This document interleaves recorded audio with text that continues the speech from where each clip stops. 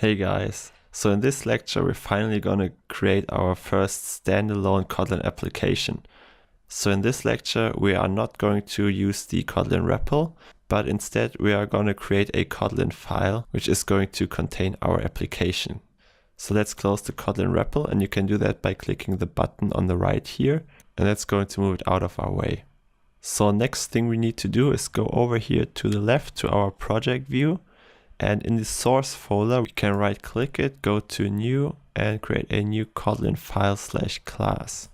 And now we can give it any name we like. And in this case, I'm going to call it Hello World, because among programmers, that's basically always the first kind of program you write. You just print out the text Hello World.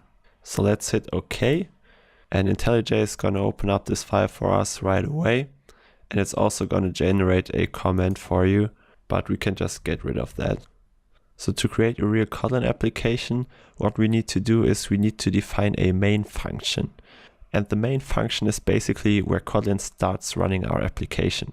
So it's going to look for this main function and it's going to start running the code there.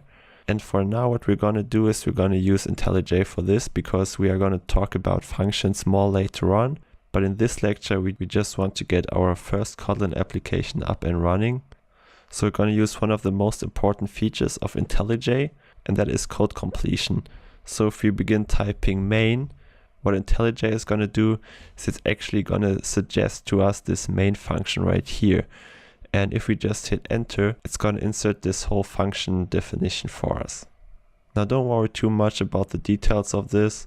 We're going to talk about functions a bit later in the course, and you'll be understanding every single part of this definition. But for now, we just need to know that this main function is the entry point to our application, and every application will need such an entry point. If for any reason IntelliJ did not suggest the main function for you, you can press Ctrl space, which is going to give you all kinds of suggestions. And you can close this window by pressing the escape key.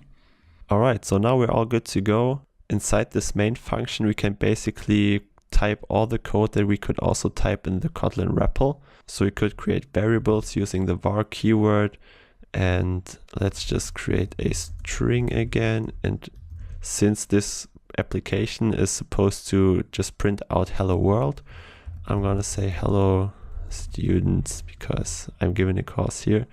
And similarly, we could of course also create other variables, anything we like basically. And now to actually print something into the console, we can use a built-in Kotlin function which is called println, and that stands for print line.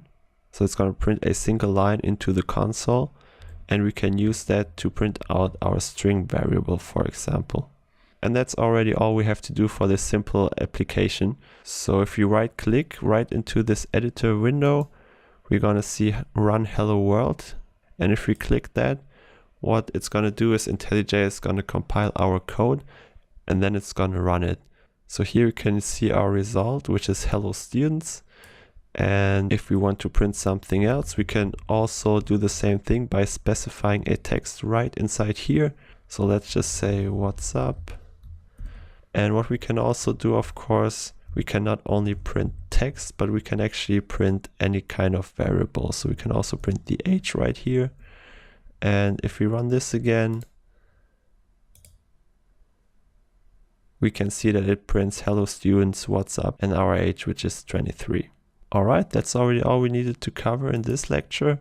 And I encourage you to just try out whatever you like in here. This main function is basically a playground for you, and you can run your own applications. You can write whatever you like, create some variables, some values, maybe some nullable variables, and just try out the concepts you've learned so far. And if you have any questions coming up, please just go ahead and ask me in the discussions. I'll be answering as soon as I can. And I appreciate every single one of your questions, so don't hesitate to ask. And I will see you in the next lecture.